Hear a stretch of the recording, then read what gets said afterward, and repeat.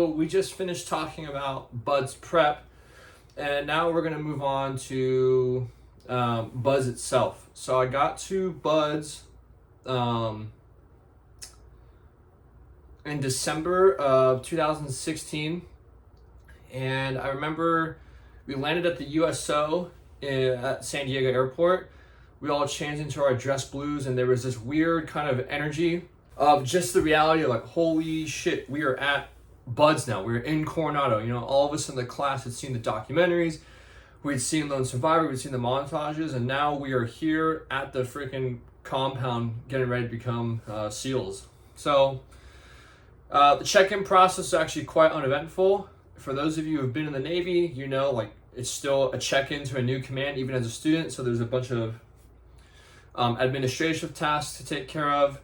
You gotta get your barracks check-in sheet. And then like the first week is just command in-doc. So you meet the financial specialist, you meet the sapper, you meet the chaplain, you get your gear issue and kind of a scheme maneuver. And I remember just like we were always constantly on edge, wondering when we were gonna start Buds, you know? Because that first day or two, I don't want to say it's chill, but you're not hitting the surf, you're not doing PTs or anything. You still have to go through the kind of administrative process. Once you get done with that, you enter BO. So that's basic orientation or Buds orientation. I want to preface, I haven't been in the pipeline for almost 10 years now.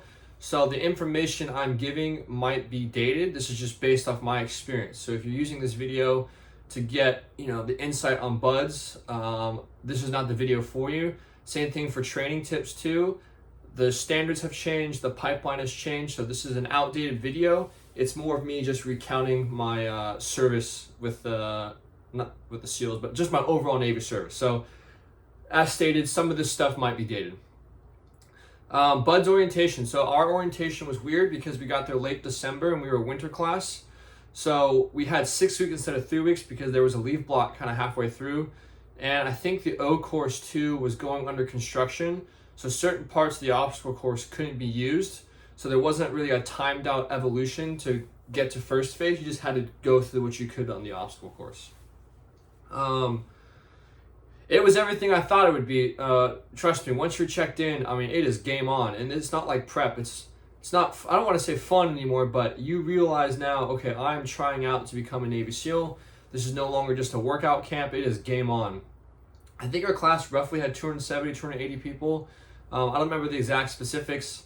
I don't remember the rollbacks, but it was a decent sized class.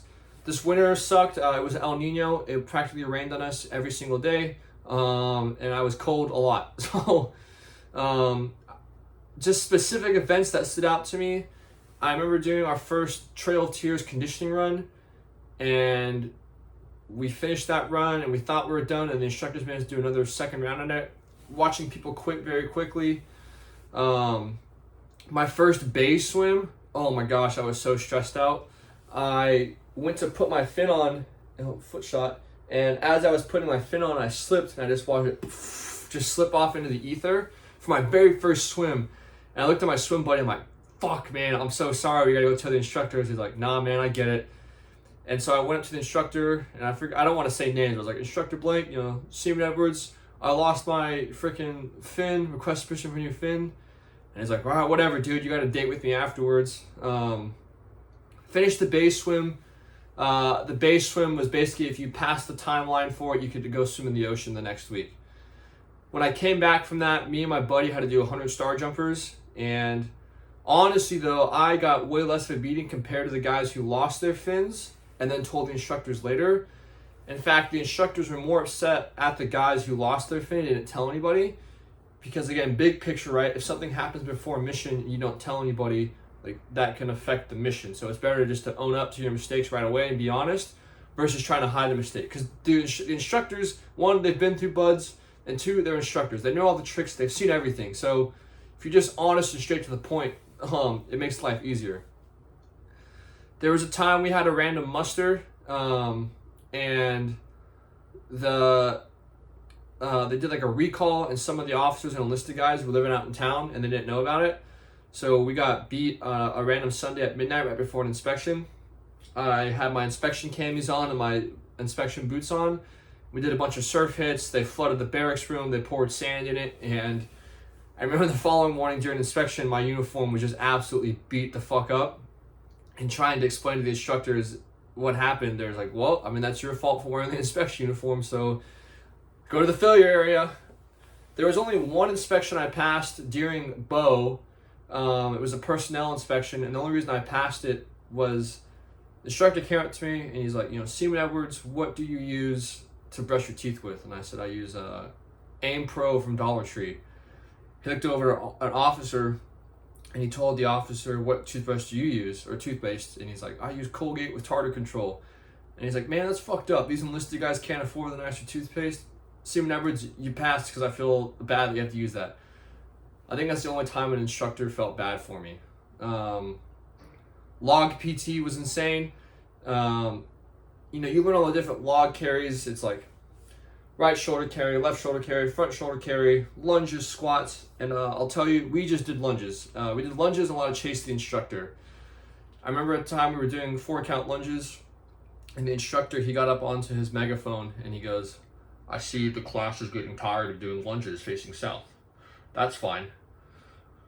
Right shoulder carry, move. Lunges facing north. And it's like, they have the megaphone and then do this like squelch noise to do the counts. And one of the boat crews next to me, this kid was doing lunges, and as he lunged down, his eyes seized up, or his eyes rolled up, his body started convulsing, and they were still doing lunges. And the instructors, I mean, they just showed no mercy. They ran over to the kid like, get the fuck up, you fucking pussy, like this is bots, you ought to be a Navy SEAL, you can't carry your own weight. And the kid's having a heat stroke and they're yelling at him. And I was just doing my lunges like, holy shit, we are in, this is crazy. Or the first time we did boat PT, it was a Friday and the whole class is out there, and it was, the instructor got the megaphone and he says to the class, roses are red, violets are blue. Roses are red, violets are blue. What rhymes with Friday? And the whole class in unison repeated, boats on motherfucking heads. And here to prepare that boat, up boat, up boat I. You throw the boat in your head, and then there's like this trail of tiers you have to run down. So there's 20 boat crews roughly, and you're trying to funnel, roughly 250, 220 guys at this point through this one choke point. And I just remember the pure chaos and actual terror I felt going through, getting to that choke point. There were instructors zipping between us. I watched an instructor choke slam a kid for ducking boat.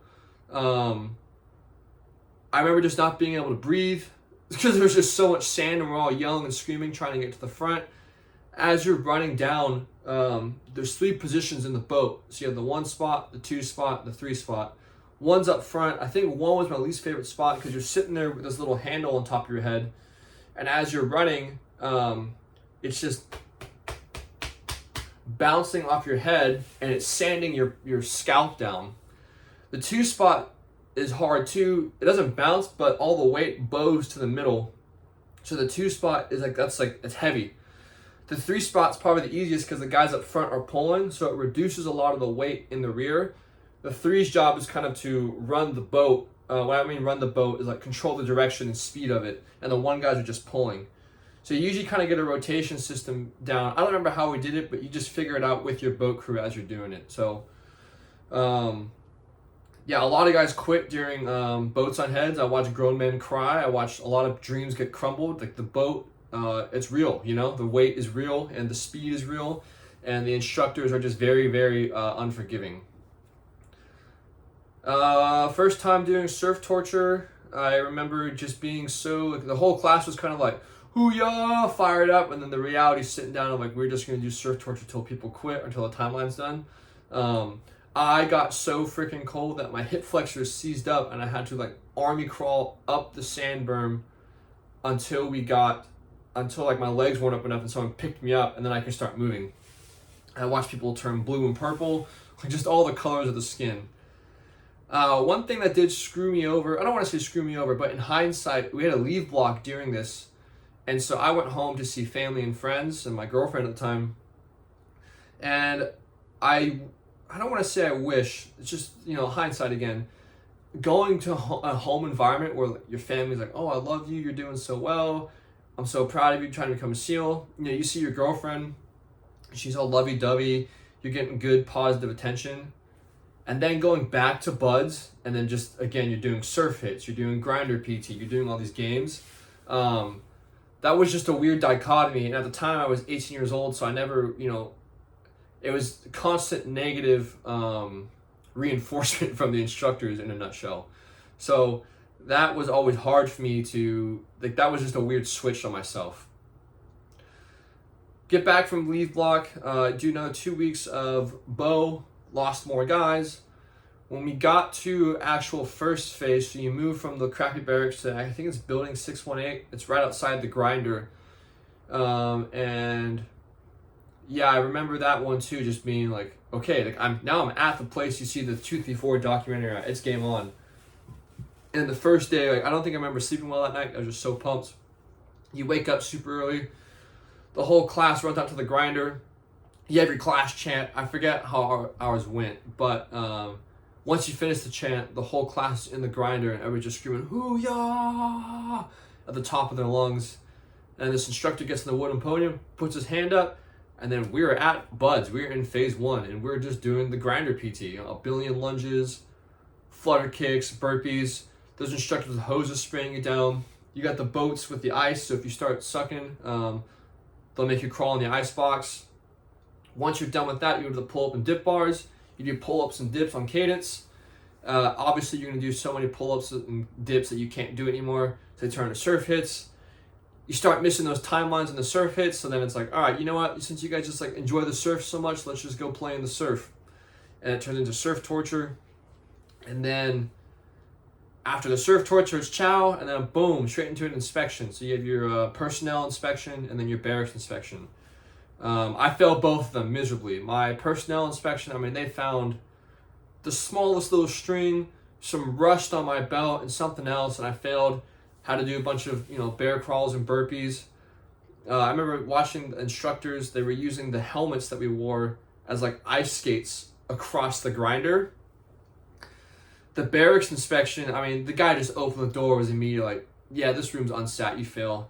And then he took his arm and sideswiped our desk that had like our knives, our stuff for our dive vest, and just launched all of our belongings into our room. And the dive vest, there's this thing called a CO2 actuator. It's a small little square mechanical device that you pull. It pops the CO2 and then inflates your dive vest. Well, it's got this little spring and string. And when this guy sideswiped it, I mean, it just disappeared in the ether. And we had to swim almost 20 minutes later. So me and my roommates were scrambling, trying to find this little spring and pulling device. Doing the swim inspection, I passed the swim inspection, super stoked on that. Then as I was putting my CO2 in my vest, I had it covered in Vaseline, and that slipped and broke off the actuator into the sand, so defeating the purpose of having like a clean vest. Now I put a bunch of sand in there, my thing rusted. My swim buddy and I, we passed our swim. I forget the time, I want to say it was 90 minutes for 2 miles, but don't quote me on that. And we passed it at like 80 minutes, got back in, and then it was just lots of PT and games. I don't remember exactly. And then the day finished, and you're absolutely gassed. And now you have to get all of your gear prepped for the following day. And the next morning, woke up. I don't think there was a grinder PT. It was just a chow into some kind of running evolution. And I remember at chow talking to my buddy, telling him I wanted to quit. And he's like, "You sure about this, man?" I was like, "Yeah, I'm pretty over this." He's like, "Okay, like, you're an adult." And that's the one thing that's interesting about quitting. Everyone goes to buds thinking that they're going to make it, and the statistic, right, is like 80 to 90%, especially in the winter classes. And I think we'll talk about why I quit after this, but so I finished chow, got to the grinder, ran across the grinder. I remember this instructor's like, "Where's your swim buddy?" And I said, "Instructor blank, I'm quitting." He's like, "All right, good to go." Ring the bell 3 times, and I remember just ringing that bell 3 times and just feeling kind of numb at first and just realizing what I had done. You sit there for a couple minutes, and then the senior chief and your proctor comes out, and I think they asked why I quit. And then initially, I think I literally said it's because I was cold. I was done. I was over being cold. And then I kind of made the lame excuses like, oh, it was harder than I thought. It's not what I wanted, blah, blah, blah. Just kind of lame excuses to quit. You finish talking to them, they interview you out, and then they give you the man in the arena speech. It's a pretty cool speech about, in summary, it's like, only God can judge me, but like no one can judge you except the people who have been in the arena. And that was one thing I appreciated about the SEAL instructors. Like, yes, as a whole, they're going to demean you and talk shit, but the one-on-one time, they never gave us, what's like my RDCs in boot camp gave us shit for trying to become SEALs. The Navy SEALs never gave me a hard time or made fun of me or did anything degrading. They said, hey man, like this program isn't for everybody. Most people don't make it the first time. Like, good job for trying out and good job for making it this far. And the other thing that stood out to me too is my proctor, he told me, and he didn't have to tell me this, he's like, Edward's like, why did you quit? You were motivated as fuck. We had you as like a top pick. And that bothered me because he didn't have to tell me that, and I wish I would have known that. But at the same time, that pipeline job, like it's a very unforgiving job, and it's very, they don't give you a pat on the back, and I was very used to that at the time, getting pats on the back and being coddled. And now you're in special forces training for war, and there's just not time for that. So in a way it felt cool that a SEAL told me that, but at the same time it was like, I wish I would have been told that before I quit. But that's how the pipeline works. You know, they want to see how you are when you're cold, tired, and stressed out. So quitting, why did I quit? I was cold, like it was very cold. I think too, I just never been in an environment that tough before. I was fresh out of high school. I was a pretty like good to go child. I was a varsity swimmer, varsity water polo player, good GPA, ROTC nerd. I had a girlfriend, I had a family. So I had lots of support systems. And then when you get to BUD/S, all that support system is ripped away from you. And like I said, I think I got softened up a bit going home on vacation time to see my family. And just the mental grind. I mean, the days are, 14 to 16 hours a day on top of trying to get your gear prepped and clean and hydrate and nutrition right and clean your stuff. Like, there's just a lot of tasks going on at once, and it's just a constant non-stop grind. And it's a obviously very physically demanding course. I will say, getting to BUD/S, I felt in shape for it. Like, no PT was too hard. No swim event nothing was too hard. It's just the culmination of it and your body getting worn down and your mind being worn down. I've always said it best. If you can get to BUD/S, you're in shape for it, because there's so many filter processes, the PST, boot camp, prep. Like at that point, I truly do understand the whole mental game, because you're going to do so many push-ups and run so many miles at your body, it's physically impossible to do the events that they want you to do. But mentally, what are you going to do? Are you going to quit or keep trying? And the instructors can tell, and once I became an instructor, you can tell when someone's putting out versus kind of giving up on themselves. So BUD/S is doable. It's not easy for sure. I'm not saying becoming a Navy SEAL is easy, but if you can get to that, or if you get to any kind of pipeline, whether it be, Green Berets, Air Force JTAC, if you can get to the schoolhouse, you are in shape for it, and it's just a purely mental game at that point. Do I regret quitting? No. It took me a long time to get over it, and we'll talk about that in later videos. That was a very challenging experience, and going to my first two commands, I was a very, very bitter soul and very lost. I'm very thankful to be re-rated as a corpsman. That was a very lucky pick. I could have gone undesignated, could have been an LS. So very thankful to be a corpsman, and being a corpsman opened up a lot of doors for me that otherwise would not have been opened. So again, very thankful to become a corpsman. We'll talk more about that in my next video. So next video, we'll talk about Guam, my experiences on Guam, and probably my first time at Field Med West and Naval Hospital Camp Pendleton, and then we'll go from there. But it's kind of a summary of my time in BUD/S. This doesn't do justice. Like, it was a big part of the foundation of my life in the military. So we'll talk about it more another time.